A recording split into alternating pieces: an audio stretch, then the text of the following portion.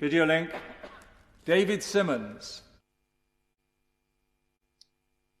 Mr. Deputy Speaker, my constituency is home to a long-standing Jewish community, and I regularly meet constituents whose lives have been personally deeply affected by the events that we remember today, including many who themselves fled persecution and found sanctuary here in the UK.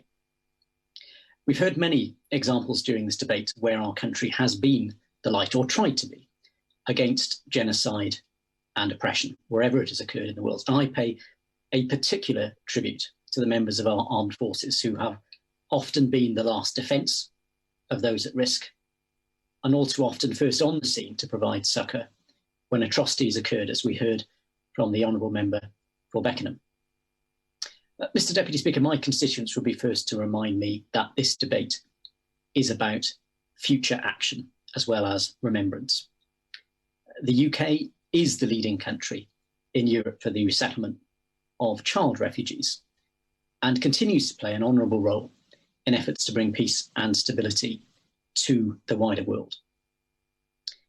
But as we remember the victims of the Holocaust and of genocide throughout history, it is also an opportunity to consider that as well as seeking to bring the light of freedom to places where there is none, our country remains a beacon of light to those who are fleeing oppression.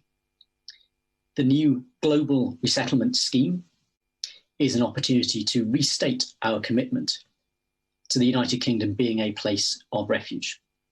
As the member for North Norfolk mentioned, Hansard records little consideration of issues of oppression and the risk of genocide in the run-up to the Holocaust.